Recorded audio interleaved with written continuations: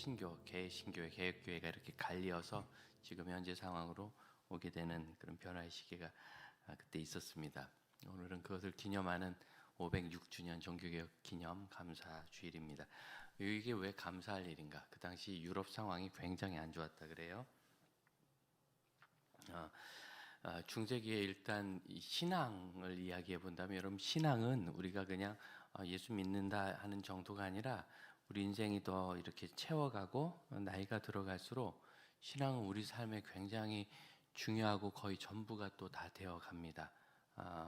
예를 들어서 만나는 친구와 사람 이야기를 했을 때 그렇게 사람 인간관계가 그렇게 넓고 그렇지 않아요. 깊지 않아요.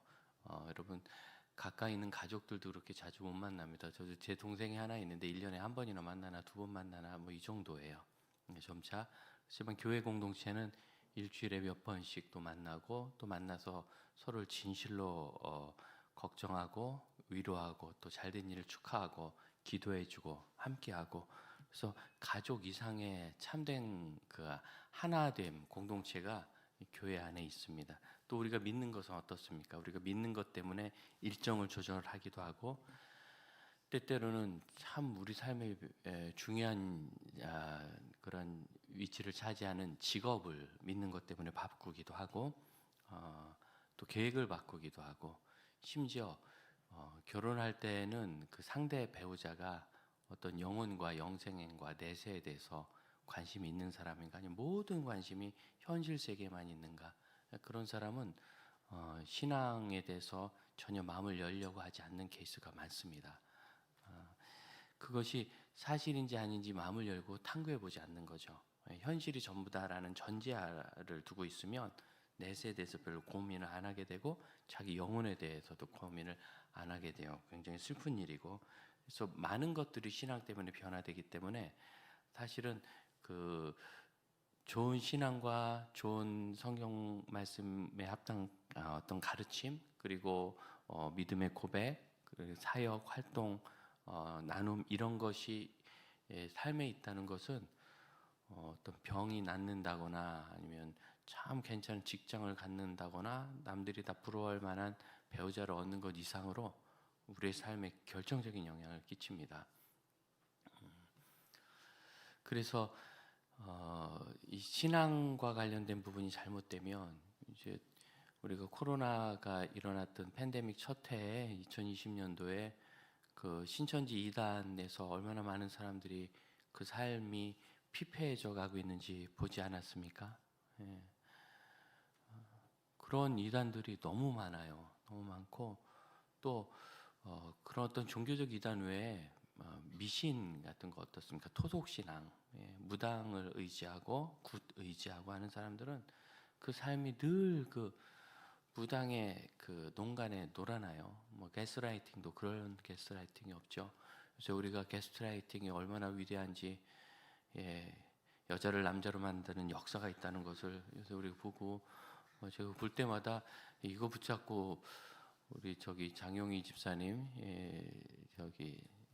정신과 전문의하고 한번 얘기를 해야 되는 거 아니냐, 그런 생각이 들 만큼 그랬어요. 그래서 진리와 바른 신앙을 갖는다는 게 중요한데, 그 당시 중세 신앙이 어땠느냐면, 유럽 전체가 기독교인데도 불구하고 사람들이 성경적이고 진짜 지금 우리가 그냥 상식적으로 하는 기독교다운 기독교가 아닌 거예요.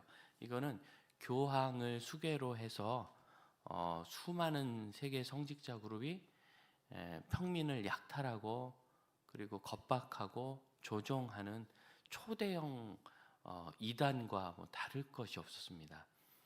믿음 면에서도 뭐 성자들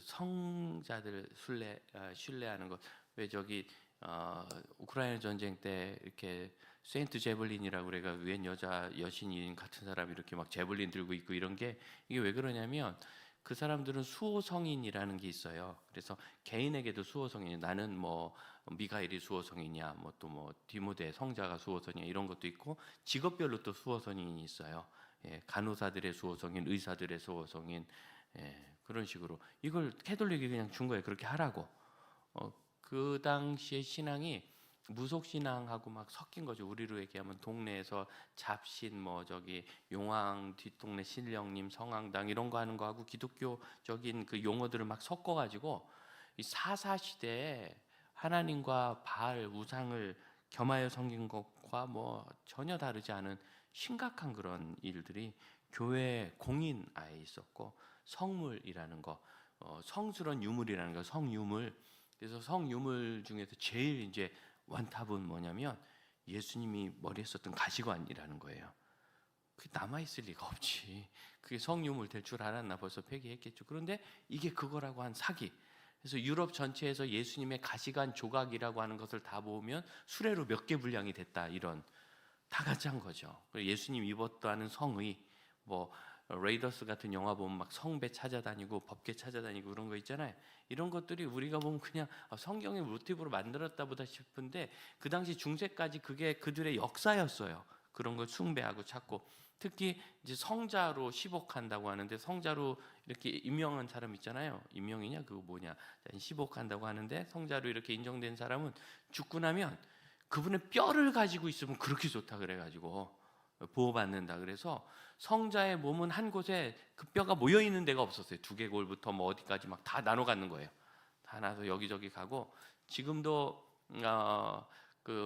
특히 이제 정교회 지역, 오르소독스 처치 지역에 가보면 그 국가 행사할 때 사제들이 이렇게 향을 이렇게 뿌리면서 이렇게 오고 뭘 들고 와. 이게 관이에요. 성자의 관. 성자의 관이 그렇게 가면서 국가 행사에서 이제 기륭을 막아준다. 이게 진짜 완전히 무속신앙이에요. 그런 것들이.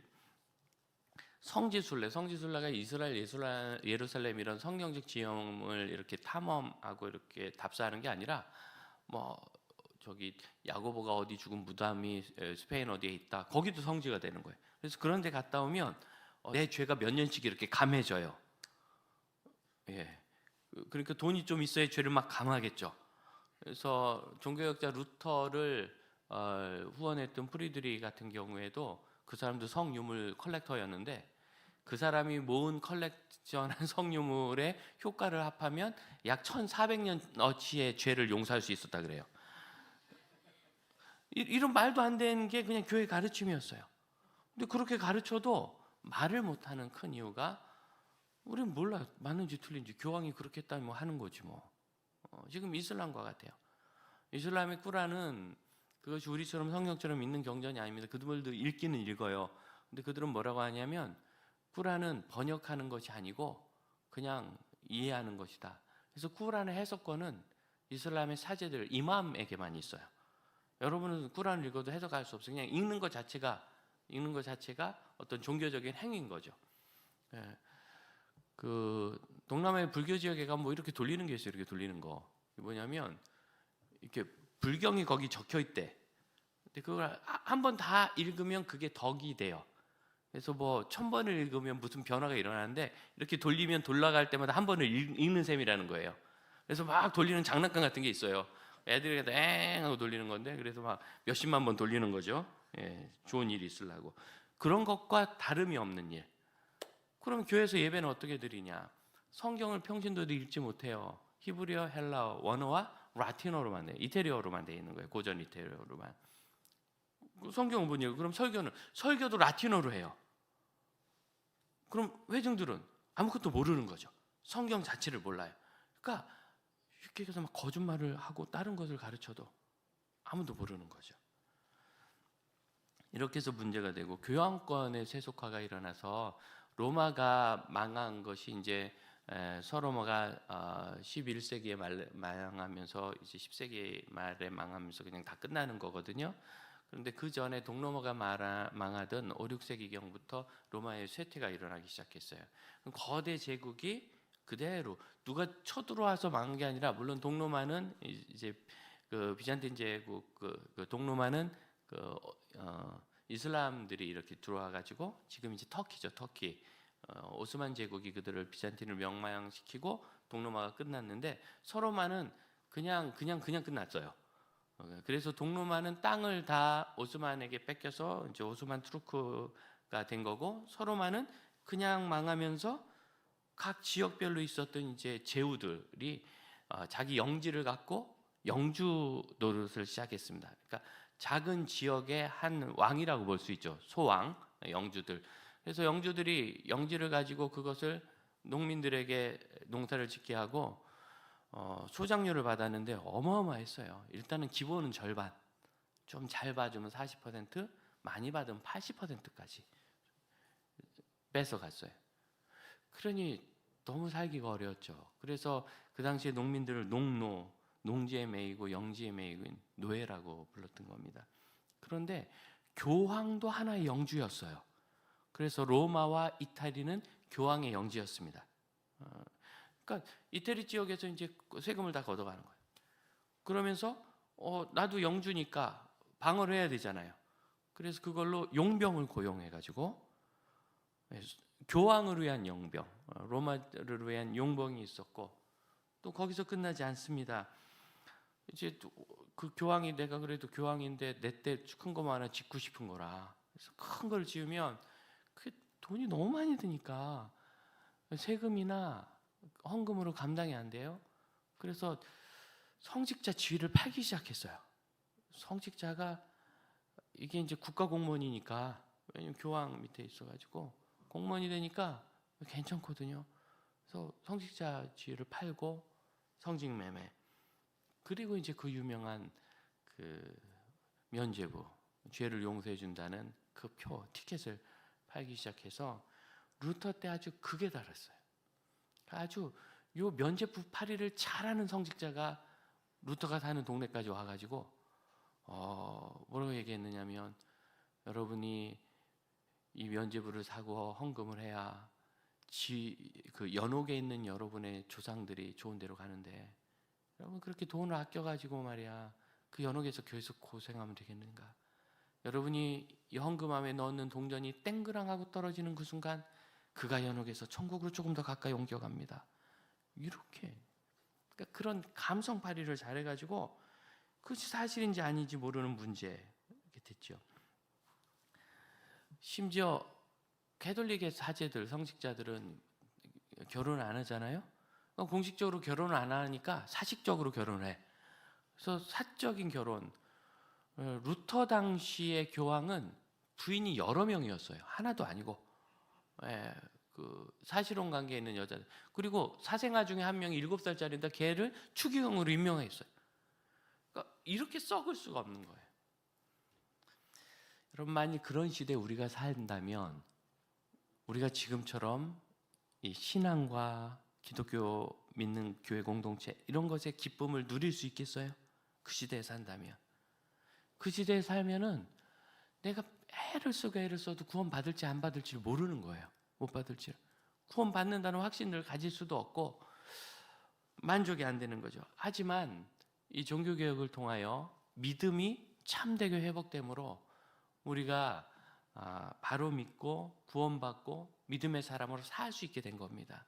이게 그냥 신앙이라는 삶의 한 부분이 아니라 신앙이 그 삶 전체를 지배하기 때문에, 그래서 이것이 우리 운명을 바꾸는 것 같은 그런 일이 되는 거죠. 이러한 일이 있게 될 때는 그 역사적으로 두 가지 큰 움직임이 있다고 해요. 하나는 르네상스가 거기 또 있었어요.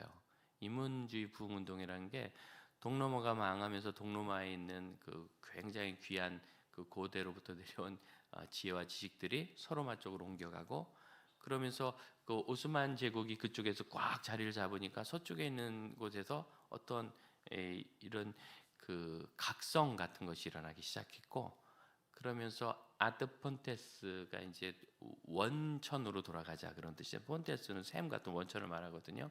그래서 원래의 어떤 그 오리지널로 돌아가자 그런 운동이 인문주의 운동으로 있었어요. 그래서 르네상스가 일어나 가지고 한 300년 동안 서양사를 많이 바꿨죠. 그런 것에서 나온 명칭 중에 하나가 초대교회와 성경으로 돌아가자였어요. 사제들이 다 나쁜 놈들이 아니거든요. 다 순수한 마음으로 성직자가 되는 사람들이 있는 거예요. 그분들은 라틴어도 배우고 헬라어 히브리어를 배우니까 성경을 읽죠. 성경을 읽으니까 지금 로마 교황과 교황청이 가르치는 것이 잘못된 거라. 그렇게 해서 붙인 것 중에 하나가 루터의 95개조 반박문이었습니다. 1517년 비텐베르그 성당 앞에 거기다가 붙였는데 이걸 왜 붙였느냐? 이게 이제 약간 전설이에요. 시대에 따라 좀 바꿔. 제가 있을 때는 화나서 붙였다 뭐 이런 식으로 얘기가 많았는데 요즘에는 루터가 그때 비텐베르그 대학에서 성경을 가르쳤는데 신학 교수였는데 학생들과 토론하기 위해서 지금 와가지고 면죄부 팔고 하는데 이 면죄부가 성경에 맞는 거냐? 사지주의라든가 이런 게 맞는 거냐? 과연 미사를 드리면서 그러면 성도들은 성경도 못 읽고 설교도 못 듣는데 뭐하러 예배 드리냐? 예배가 아니에요. 우리가 하는 월십 서비스가 아니라 매스, 미사예요. 미사는 개념이 달라. 미사는 그냥 거기서 진행되는 과정에 내가 참여하면 그게 어떤 나의 신앙의 공덕이 되는 거예요. 신앙 행위가. 못 알아들어도 돼. 안 알아들어도 되고 그렇죠. 그러니까 과연 미사가 맞는가? 이런 것에 대한 이야기들이죠. 그래서 붙였는데 그걸 누가 본 거라. 본 사람이 꽤 똑똑한 사람인 거예요. 그걸 라틴어로 써 붙였는데 그걸 독일어로 번역하고 그 당시에 구텐베르그의 금속 활자가 나왔을 때예요. 그걸 인쇄물로 만들어서 각지에 뿌렸어요. 그러니까 지성인들이 좋은 논문들을 금속 활자가 나와서 이제 인쇄가 쉬워지니까 갖다가 읽고 토론하고 하는 것들이 그 당시 유럽 사회에서 흔했습니다. 그래가지고 자기들이 보기에도 이게 이 지성인들은 라틴어를 아는 사람들이죠. 급급되는 사람들이 이거 성경과 완전히 다른 얘기들을 하고 교황이 하는 거 너무너무 지금 썩었고 면죄부 특히 면죄부 팔고 성직 매매하고 그다음 성직자가 막 결혼을 하면 차라리 문제가 없는데 결혼 안 하기로 해놓고 사생활을 하니까 문제가 되는 거예요. 이런 게 잘못됐다라고 부글부글 끓다가 루터의 글을 읽고서 확 이렇게 터진 거죠. 그러면서 이 개혁 운동이 일어난 겁니다. 그러니까 그때 개혁 운동의 모토 중에 하나는 뭐가 있느냐면 초대교회는 그러지 않았다. 초대교회는 예수님과 복음과 예수님의 교훈 중심의 좋은 공동체였는데 어쩌다가 교회가 이런 야바 이익 집단이 돼버렸느냐. 이렇게 하면서 초대교회로 돌아가죠. 그럼 초대교회에는 왜 그런 거룩함이 있었고 아름다움이 있었는가? 성경 때문이더라. 그래서 성경으로 돌아가자. 초대교회로 돌아가고 성경적 신앙으로 돌아가자. 그러면서 오직 성경이라는 주제가 나온 겁니다. 교황의 가르침이 아니고 그 당시에 성경은 교황만 해석할 자격이 있다 그랬어요. 그래서 교황이 성경을 해석해서 내리는 교리는 성경 이상의 권위가 있다. 왜 성경은 니네 모르잖아. 교황이 얘기한 건 이건 딱 정리한 거니까 이게 더 높아. 이렇게 얘기하던 것에서 아니다. 성경으로 돌아가야 된다. 그래서 1300년대 위클리프가 잉글랜드 사람인데 그가 공부를 하면서 이거 정말 잘못됐다 그런 걸 알았어요. 그래서 라틴어 성경을 불가타라고 하는 5세기에 제롬이라는 사람이 번역한 라틴어 성경인데 이걸 영어로 번역해가지고 그 영어로 번역하면 이거는 문제예요. 이단이 못하게 하는 건데 했어요. 해서 가르치고 면죄부, 연옥, 미신석 숭배 사상 이런 거는 다 잘못됐다 하고 지적하기 시작하고 그가 이제 그걸 주장하다가 학교에서 쫓겨났어요. 옥스퍼드에서 가르쳤는데 쫓겨나니까 자기가 그냥 따로 선지자 학교를 세웠어요. 신학교를. 그래서 거기서 설교자들 양육해서 잉글랜드 곳곳으로 보내서 영어로 설교를 하고 깨우도록 영어 성경을 가르치도록 그러면서 사람들이 깨어나기 시작한 거예요. 그로부터 1세기쯤 후에 50년쯤 후에 야누스라는 사람은 보헤미아 현재 체코 사람인데 거기서 가난한 집에서 태어났는데 되게 똑똑했어요. 체코에 있는 대학 다니다가 프라하 대학을 다니다가 그때 프라하하고 체코하고 프랑스하고 잘 지낼 때였어요. 막 왕이 서로 결혼도 하고 막 그래가지고 똑똑한 애들은 파리로 유학을 해라 이래가지고 영국으로 유학을 해라. 영국하고 잘 지낼 때나 그래서 그가 옥스퍼드로 유학했다가 거기서 위클리프를 만난 거예요. 위클리프의 교육을 받고 이게 맞다. 그리고 돌아와가지고 이 사람은 로마 교황청의 명령을 어기고 체코말로 설교를 시작했어요. 그러니까 체코 사람들이 그걸 듣고 깨어나죠. 결국 그를 따르는 사람들이 많아지니까 재판을 열어서 후스를 화형합니다. 그러니까 불타 죽도록 성경이 옳다고 오직 성경을 주장한 거죠. 그러면서 이 라틴어 그 당시 표준이었던 불가타 성경이 오류가 많다는 걸 발견하겠어요. 에라스무스라는 사람이 이 사람 캐톨릭 안에 있는 양심적인 사제였는데 그래서 그가 성경을 바로 이렇게 찾아보니까 일단 헬라어 성경부터가 문제가 많은 거예요. 왜냐하면 헬라어 성경을 계속 베껴 쓰고 하는데 베끼는 사람 마음이야. 그래가지고 처음에는 정직하게 베꼈겠지만 여기에 약간 자기 야망이 들어가니까 일부러 약간 비틀어서 일부러 틀리기도 하고, 그 다음에 필요한 단어를 넣어요. 삼위일체에 대해서 하도 도전이 많으니까 어떤 사람은 거의 다 삼위일체라는 단어를 넣어버렸어요, 신약 성경에. 그러니까 성경을 왜곡한 거죠. 이런 식으로 해서 표준 헬라어 성경 자체가 문제다. 그래서 여러 가지 번역본들을 막 연구하고 비교해가지고 에라스무스가 표준 헬라어 성경을 만들었어요. 그래서 비교해가지고 이게 아마 제일 오리지널 폼인 것 같다 하고 만든, 그리고 그것으로부터 라틴어 성경을 다시 번역해요. 그러니까 이제 읽어보니까 이전에 카톨릭에서 쓰던 라틴어 성경이 틀린 거죠. 그 당시에 종교개혁자들이 성도들하고 또는 이제 주로 귀족들인데 하고 이 성경을 토론하면서 자, 라틴어 이렇게 돼 있는데 헬라어 이렇게 돼 있죠. 이전 거 틀린 거죠. 이걸 가지고 교황이 얘기한 건 잘못된 겁니다. 이게 맞는 번역입니다. 이렇게 하면서 이제 성경을 이렇게 시작하죠. 그리고 금속활자, 이게 중요했는데 성경을 팔만대장경 뭐 이런 것처럼 목판에다가 새겨가지고 이렇게 하려면은 만들기가 어려운데 금속활자를 쓰니까 빨리빨리 만들 수가 있었던 거예요. 그래서 루터가 후에 종교개혁 이후에 성경을 번역했는데, 그가 번역한 성경은 아우구스부르크라는 한 도시 안에서만 450쇄, 450판을 찍어서 50만 권 정도가 판매가 됐어요. 그러니까 사람들이 그 성경에 대한 갈망이 그렇게 고한 150년 사이에, 위클리프 이후로 150년 사이에 있었던 큰 변화예요. 종교개혁 이후까지.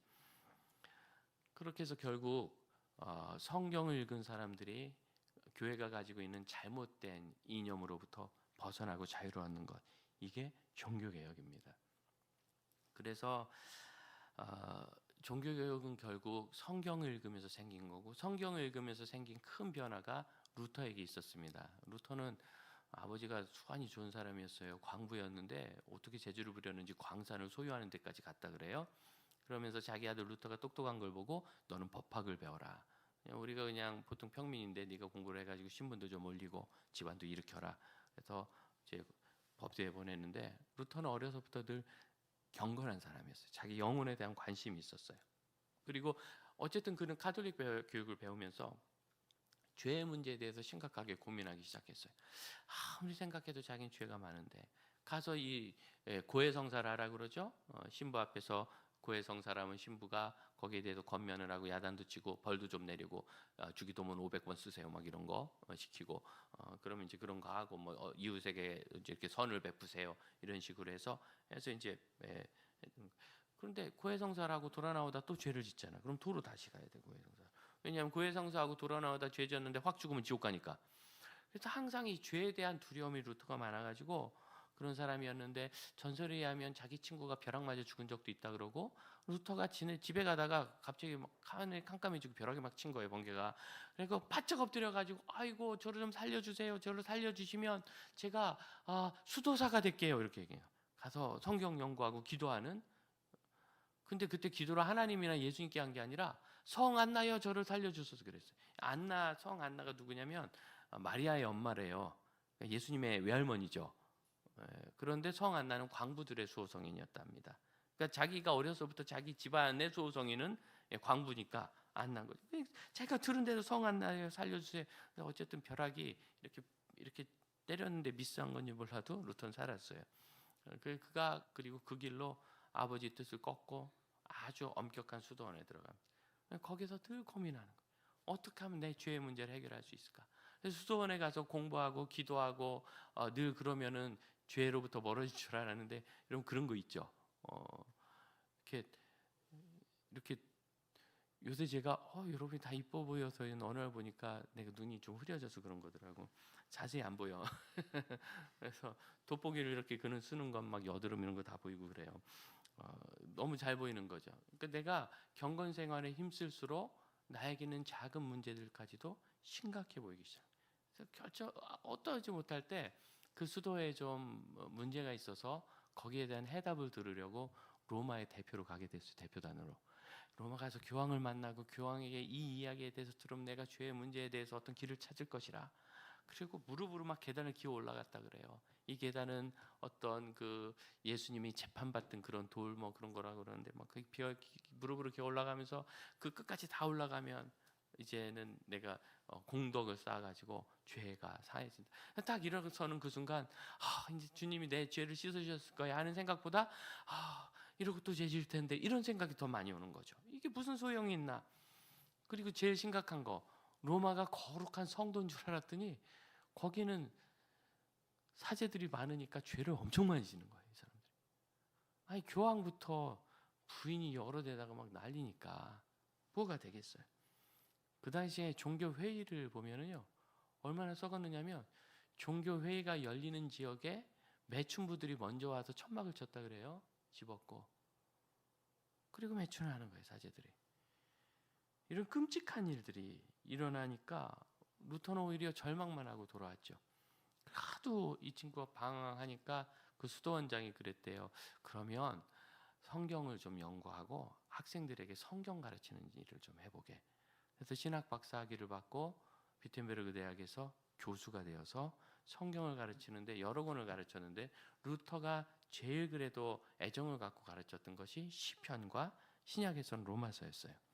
시편을 계속 연구하면서 시편은 늘 하나님에 대한 기도문이니까 거기에서도 고민이 많아요. 막 이런 죄나 이런 것들. 그러다 어느 날 시편 22편을 읽으면서 절망을 경험했어요.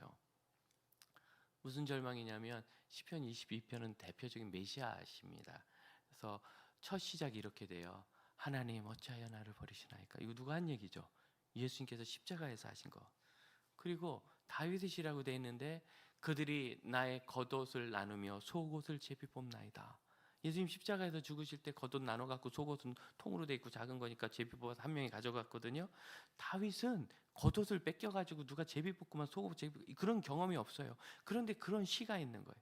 그래서 예수께서 십자가에서 당하실 고난에 대해서 다윗이 성령 충만한 가운데서 이렇게 선지자적으로 쓴 그런 시편이 22편인 겁니다. 성령께서 그걸 주셔서 예수님의 십자가 고난이 갑자기 생긴 일이 아니라 수천 년 전에, 수백 년 전에 이미 예정되어 있고 예수님은 그 길을 가셨다는 거죠.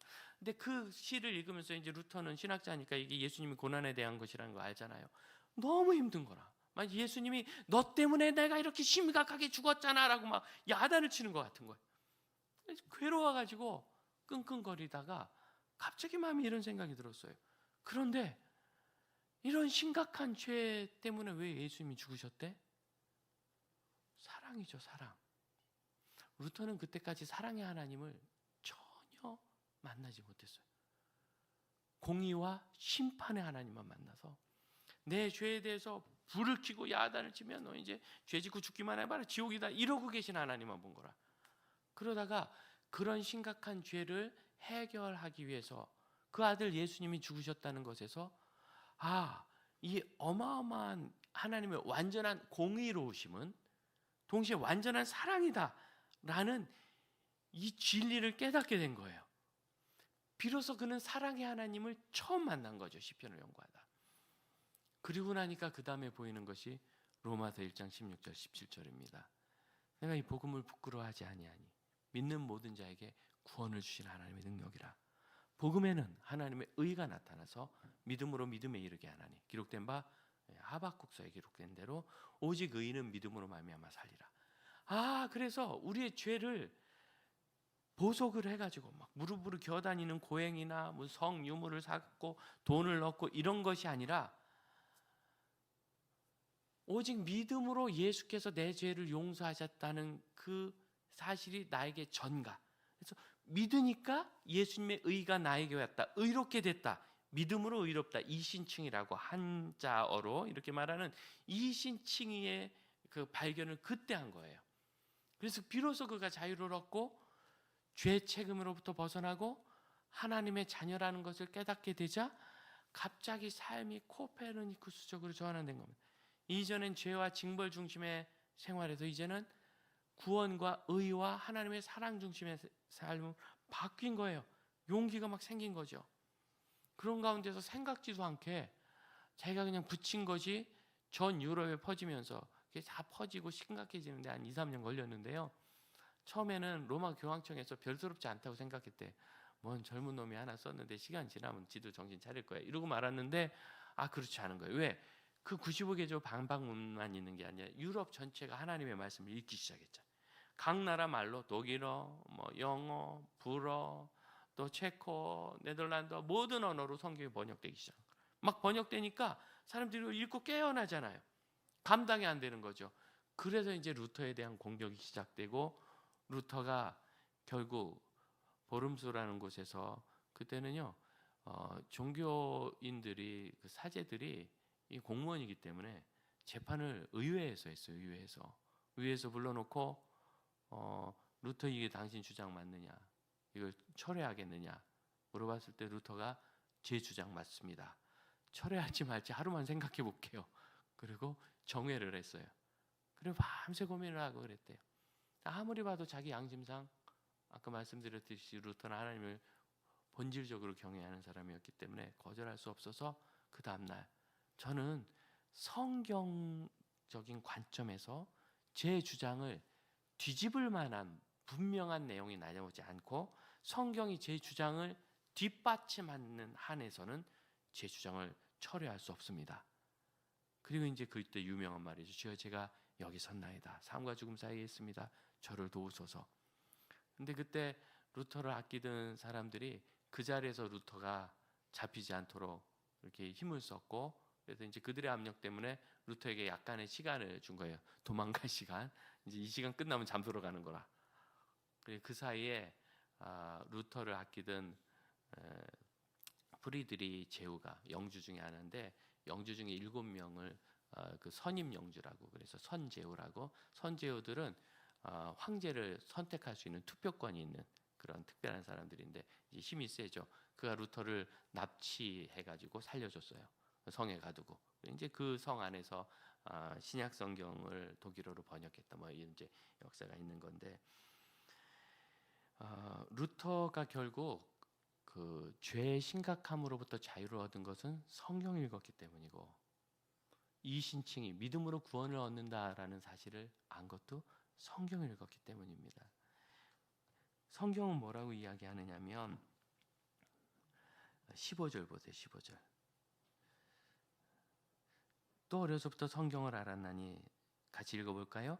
성경은 능히 너로 하여금 그리스도 예수 안에 있는 믿음으로 말미암아 구원에 이르는 지혜가 있게. 이게 무슨 똑똑한 지혜 그런 의미가 아니라 깨달음이죠. 그런데 어떤 깨달음? 그리스도 예수 안에 있는 믿음으로 예수님의 구원을 믿음으로 말미암아 구원에 이르는 것을 깨닫게 해주시는 것이 뭐냐? 성경인 거예요. 성경.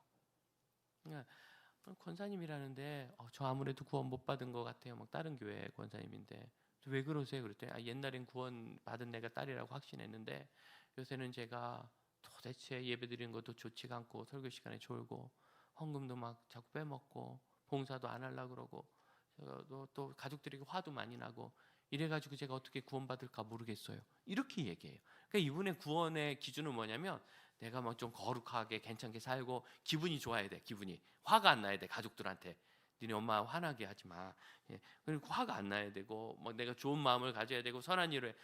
그거는 구원의 근거로 나를 의뢰하는 거예요. 내가 잘해서 구원받는 거고 내가 예배해서 구원받는 거고. 근데 내가 항상 그럴 수 있어요? 그러니까 이 구원이 오락가락하는 거죠. 그게 구원이 아니라 구원은 뭐냐면 성경이 우리에게 가르쳐 주는 거예요. 성경은 그리스도를 믿으면 구원에 이른다는 지혜를 준다. 그래서 우리의 구원은 하나님의 말씀으로 말미암는 겁니다. 루터가 발견했던 로마서 1장 17절 뭐라 그래요? 오직 의인은 믿음으로 말미암아 살리라. 헬라어 번역을 그대로 하면 오직 믿는 의인은 살리라 이렇게 해서 믿는 사람이 의롭게 되고 그가 사는 거예요. 이게 성경이 가르쳐주는 구원이에요. 그러니까 여러분 이 성경 말씀은 내가 막 교회를 열심히 다녀도 똑같이 로마서 1장 17절이고 내가 가서 막 자빠져서 자고 엉망인 신앙생활을 해도 똑같이 로마서 1장 17절에 변화가 없어요. 그래서 우리의 구원이 흔들리지 않고 확신한 겁니다.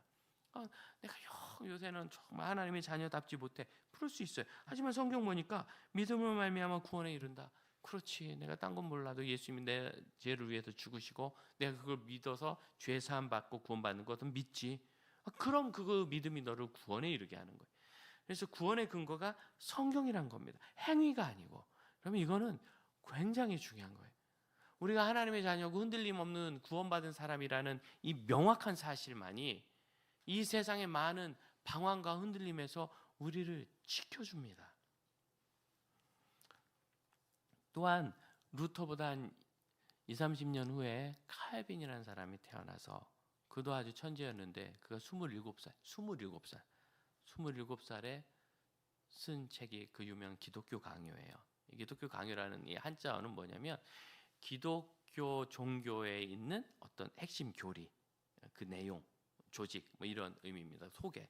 그래서 이게 왜 그랬느냐면 이 칼빈도 그때까지 무슨 개혁가라든가 이런 게 아니었어요. 그냥 신학을 공부한 사람이었는데 칼빈이 얘기하는 것이 저거 루터가 얘기하는 저 이단 사상과 똑같지 않느냐 하면서 막 체포령이 떨어지고 뭐 이런 상황이었어요. 그래서 칼빈이 너무 답답하니까 일단 튀었어. 일단 도망가야지. 일단 도망가서 안전한 곳에서 우리가 믿는 기독교에 대해서 우리가 생각하는 게 무엇인가를 쭉 썼어요. 그게 요만한 책이에요. 기독교 강요 초판. 이걸 이제 펴냈는데 그 내용이 보니까 다 성경에 맞잖아요. 성경 기초로 했으니까. 그래서 그것을 나중에 논쟁이 붙었는데 캐톨릭 대표들이 교황청 사람들이 반박을 못했어요. 칼빈한테 막 깨진 거죠. 그럼 칼빈이 인기를 얻고 그래서 칼빈이 이제 그 다음부터 신학자와 그리고 칼빈은 제네바에서 목회도 했기 때문에 목회자로 명성을 얻기 시작했습니다. 근데 칼빈이 이신칭이 위에 또 발견한 게 있어요. 뭐냐면 믿음으로 말미암아 구원을 받으면 끝났느냐? 아니죠. 구원받은 사람이 좀 구원받은 사람처럼 살아야 된다는 거죠. 여러분 이렇게 교회 오기까지 이렇게 부모님 따라서 수월하게 잘 다닌 사람도 있지만 어떤 사람은 옛날에 내가 다닐 때 어떤 교회 목사님이 영 이상해가지고 목사님 때문에 상처받아서 교회 안 올라 그러다가 오늘 모처럼 좀 기분이 나빠서 한번 온 사람이 있잖아요. 이렇게 왜 그런 일이 생겼죠? 예수 믿는 목회자라는데도 목회자조차도 목회자 잡지 않으니까. 오늘 2부 예배 때 홍정일 목사님께서 말씀 전하셨습니다. 홍정일 목사님의 성경 이해와 그 다음에 홍 목사님의 가장 큰 강점은 뭐냐면 굉장히 넓은 시야예요. 이 넓은 시야가 종과 횡으로 있어요. 종으로는 역사를 이렇게 꿰뚫고 상고사부터 현대 근대사까지. 그 다음에 횡으로는 각 지역과 나라를 포함해서 이렇게 해서 사회와 역사를 인식하세요. 이건 뭐 탁월합니다. 그리고 그 다음 중요한 것은 정말 목회자다움이죠. 목회자다움. 어려서부터 그러셨대요. 한 번은 중학교 때 학교를 안 온 거라. 왜 안 왔나? 그랬더니 월사금을 못 내서 매달 내는 등록금을 못 내서 못 왔다. 선생님이 아니 그 부잣집에 홍 목사님 아버님이 예수님밖에 모르는 분이었는데 하나님의 은혜를 주셔가지고 그릇을 팔아가지고 그렇게 부자가 됐어요. 그릇을 팔아가지고 장사를 시작하려고 그 동네 제일 부잣집에 이제 다 그 집에서 돈을 얻어다가 그걸 미천으로 장사를 하는데 갔대요. 갔더니 그분이 내가 자네에 대한 이름을 들었네. 그리스도인이고 신앙 좋고 사람 성실하다고. 그런데 왜 이제 왔나? 내가 돈이 다 떨어졌네. 이미 다 이렇게 대출을 해준 거예요. 근데 이게 금이 몇 냥인데 이게 지금 한 냥이 얼마 정도 하니까 팔면 얼마쯤 될 것세. 이거 팔아서 그것을 미천해가지고 장사를 하고 나에게 원금과 이자를 갚게. 홍 목사님이 그 금을 받았어요. 홍 목사님의 아버님이. 저 시골에서부터 이제 한양으로 왔죠. 한양으로 와가지고 서울 경성에서 금은방에 가서 금을 파니까 그새 금값이 올라가지고 막 그분하고 얘기할 때부터 가격이 막 올라간 거야. 이미 수익이 많이 났어. 차익이. 그래서 이제 그걸 다 팔아가지고 양은 그릇을 사가지고 시골에 갔더니 시골에서 양은 그릇 대박 난 거예요. 그래서 다 팔려서 비싼 가격에. 그래서 이문도 많이 났고. 그리고 가가지고 어르신 지난번에 주신 돈으로 제가 장사해서 잘 남겨왔습니다 하고 이건 금값이고 이거는 제가 드리기로 한 이자입니다. 근데 금값이 자기랑 얘기할 때 예를 들어서 2천만 원어치다 그랬는데 3천만 원을 쳐서 온 거예요.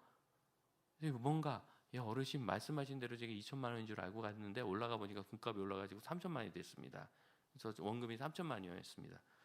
이분이 뭐라고 하냐면 자네 나한테 왜 이러나 그런 거예요.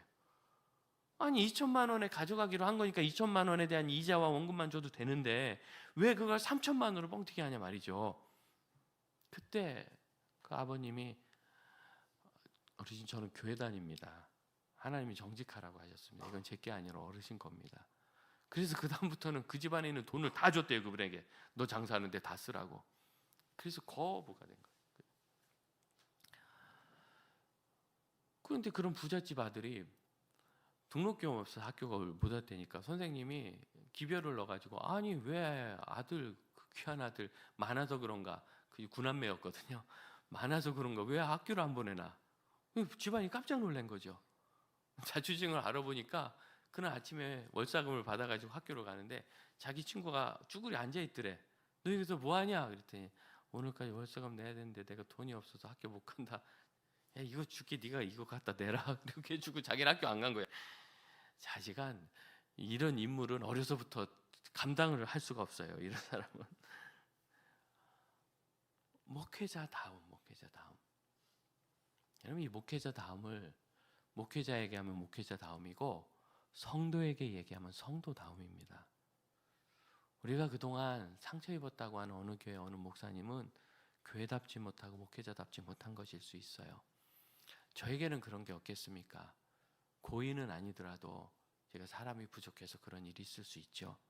그러나 교회는 허물이 없고 완전한 단체가 아니라 허물도 조명 있고 최선을 다하지만 실수도 있는 곳입니다.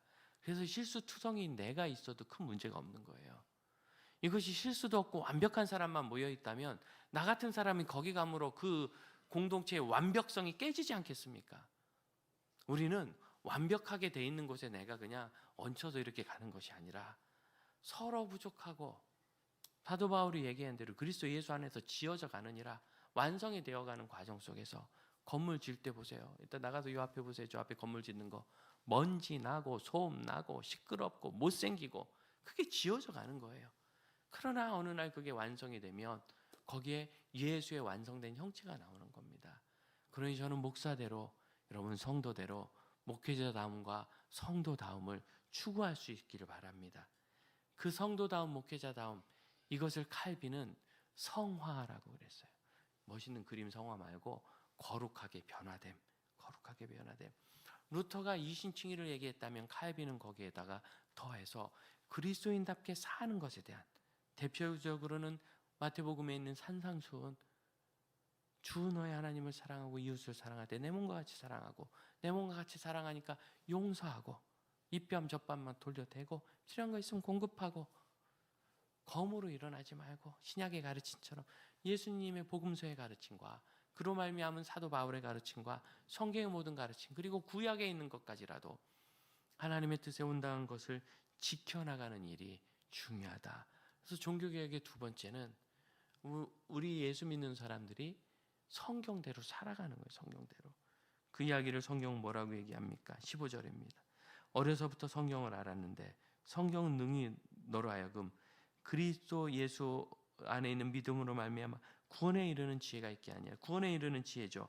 이게 뭐냐면 17절 보세요. 17절 하나님의 사람을 온전하게 하며, 바로 이겁니다. 성경은 하나님의 사람이 하나님의 사람으로 완전해지도록. 여러분 우리는 하나님의 부족한 사람이 아니에요. 하나님의 불완전한 자녀가 아니에요. 하나님의 자녀라는 신분에 대해서는 완전해요. 하나님의 사람이라는 이 변화에 대해서는 완전해요. 이전 것은 지나갔으니, 이전 것은 지나고 있으니가 아니에요. 이전 것은 지나갔으니 보라 새 것이 되었도다. 새 것으로 변화되는 겁니다. 리크리에이션 되는 거예요. 새로운 피조물로. 또한 16절은 모든 성경은 하나님의 감동으로 된 것으로 하나님께서 쓰신 거죠. 교훈, 책망, 바르게 함, 의로 교육하기에 유익하니 교훈하시고 잘못은 잘못이라고 책망하죠. 무엇이? 성경 말씀이 성경 읽다 보니까 아닌 거라, 틀린 거라 인정하고 잘못했습니다. 또한 바르게 함과, 이제 회개하고 후회하고 끝나지 않고 바른 길을 찾아야 돼요.